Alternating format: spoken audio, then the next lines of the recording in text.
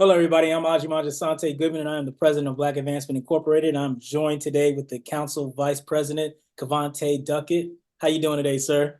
Thank you, sir. I'm doing great. Glad to be here.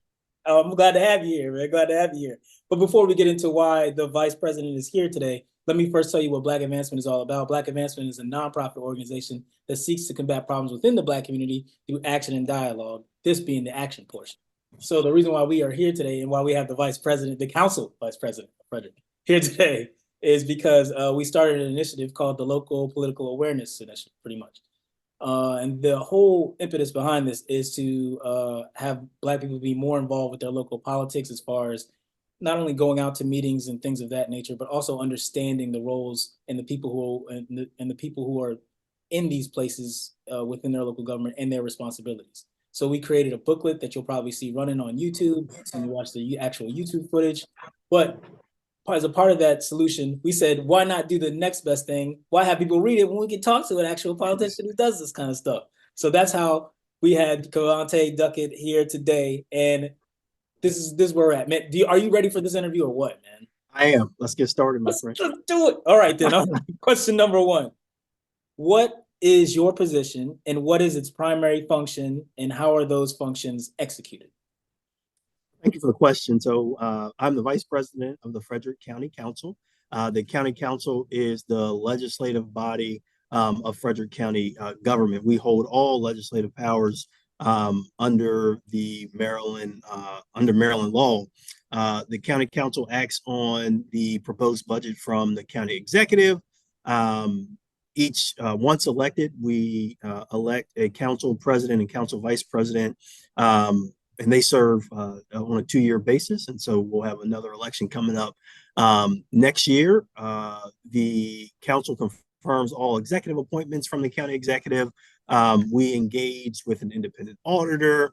The county council may investigate the affairs of the county and issue certain subpoenas on a vote of 6 members. The council establishes a salary review commission every 4 years. We do a lot of stuff. The council appoints a redistricting committee. The council will eventually establish or appoint another charter review commission to look back at our current charter. And so that's and then in addition to that, I mean, as council members, it's more of our authorities and powers, but we also serve as liaisons to a number of the boards and commissions within Frederick County government. In my role, I serve as the liaison to the Maryland Association of Counties on behalf of the council, and serve in a number of other different capacities as well. The county council meets once a week, and so we meet every Tuesday at 5:30 p.m. Here in Winchester Hall, and all of our meetings are televised, and so folks can either attend in person, watch on television, or listen over the phone.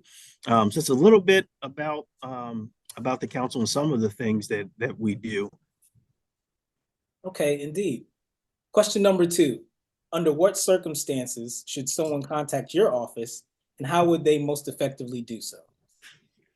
I often tell people no matter what the issue, no matter how big or how small, we are here to serve you. And so we always encourage you to reach out with anything, right? Although I may not know the answer, we're going to try our best to connect you with the right folks to get you the information that you need.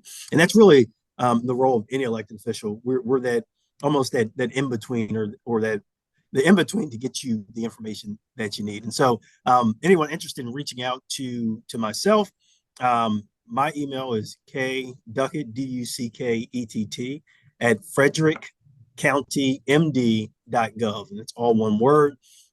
You can reach out to the entire council by emailing council members, all one word, at frederickcountymd.gov. You can follow me on social media at council member Kavonte Duckett.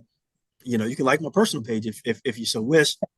Try to stay engaged as much as possible, because we are that that arm for folks on trying to get the answers to the questions that they need and that they desire. So try to be uh,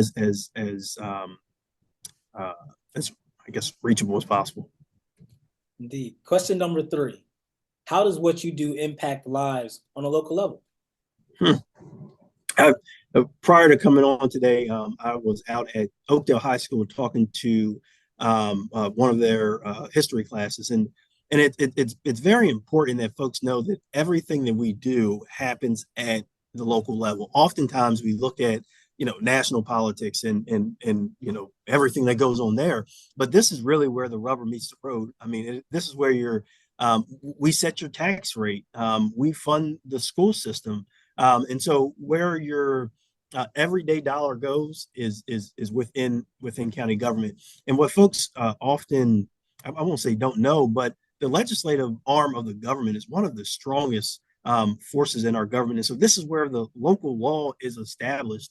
And so daily, the things that we do, the things that we hear are often, the policies that we create, the bills that we write are often birthed out of a constituent reaching out, right? And so it really, again, it doesn't matter how big, how small. It is our constituents and their concerns, because I'm one person. I don't know it all. I don't pretend to know it all, but it's based off of that outreach and that engagement that then drives some of the decision-making process. Question number 4. What is the top priority for someone in your position? In this case, I guess the council vice president. So my top priority for while serving on the county council and even before is housing. So in my day job, I actually run the Allen P. Linton Jr. Emergency Shelter, which is the largest homeless shelter in Frederick County.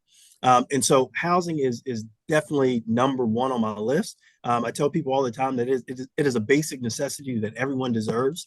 But as we're having this conversation around housing, we also have to talk about the affordability of housing, right? And not just when we talk about housing, we often talk about rentals, but we also need to look at how can we make sure that home ownership is something that everyone can access. The second thing for me in this role is really focusing on diversifying our government. Frederick County government is one of the largest employers. And so recognizing that, we want to make sure that the folks who work in Frederick County government actually look like the folks that we serve on a daily basis. And so recognizing that we have to do a better job at that. And the only way that I believe that we can do that is making sure that folks that sit on interview panels, that folks who are reviewing applications are actually of diverse backgrounds. And so we really have to do a better job at making sure that everyone has a seat at the table and everyone is a part of the conversation. Question number 5. What made you want to run for this position?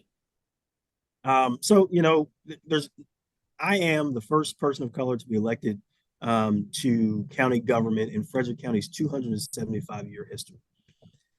Do not take that honor lightly at all. I recognize that there were so many folks that came before me that could have probably done a better job than me, right? But I'm grateful for the opportunity that God has presented. So I tell people representation matters. And so growing up in Frederick County, I never saw someone to sit on the county dais that looked like me.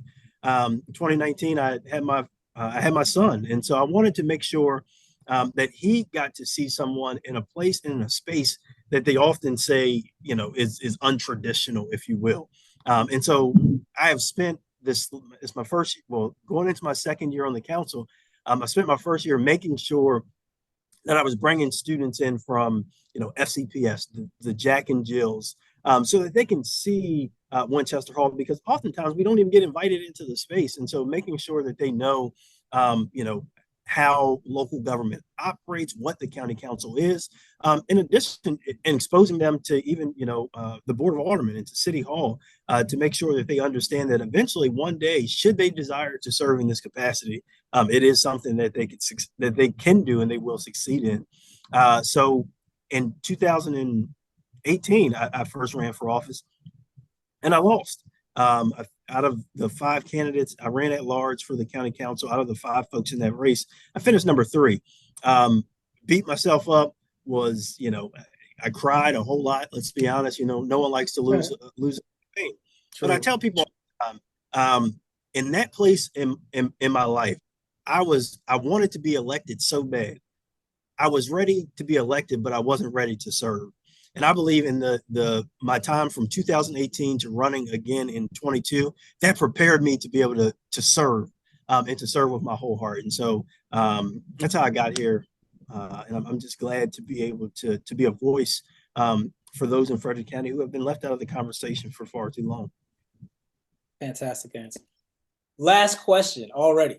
What do you believe is the importance of local government? Again, local government is where the rubber meets the road. This is where you really are able to reach out to your elected officials and have a conversation. I mean, from the local level up to the state level, we're all boots on the ground, if you will. And so I always encourage folks to try to get involved, to try to learn what's going on, and to never give up, because there are times where someone comes to me with an idea and I'm like, well, I don't know if the climate is right now to do that, but let me reach out to my colleagues and see what the pulse is on this, and if we're able to do it, then we'll go ahead and move forward. But I really think that we're the nuts and bolts of the everyday operation, to make sure that your trash is picked up on time, right? To make sure that the roads are safe, to make sure that firefighters and our public safety folks are responding to calls on time. All of that happens at the local level. And granted, funding from our state and federal folks is very important. Don't get me wrong. We need their support, and having those relationships with folks at the state and federal level are definitely important. But at the same time, again, this is where it all happens, in my opinion. Man, it's fantastic, man. Thank you so much. It was a great interview. I hope that you enjoyed yourself as much as we did listening to you. I thought it was yes, awesome. Sir.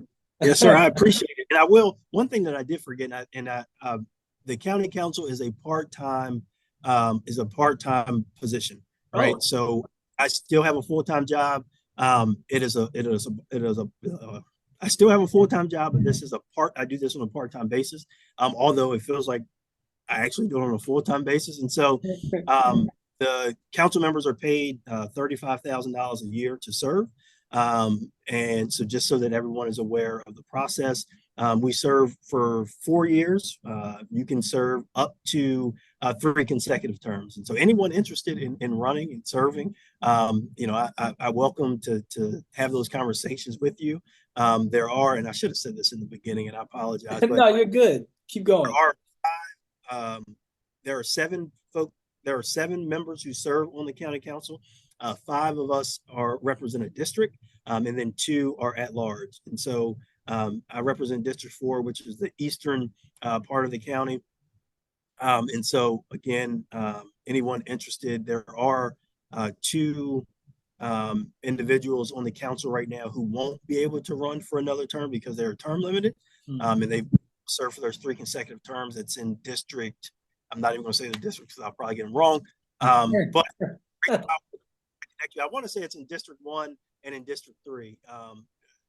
Councilmember Jerry Donald is term limited, and Councilwoman MC Keegan Air. And so anyone with a heart to serve, please reach out, and we'll get you all the information that you need on running for the county council.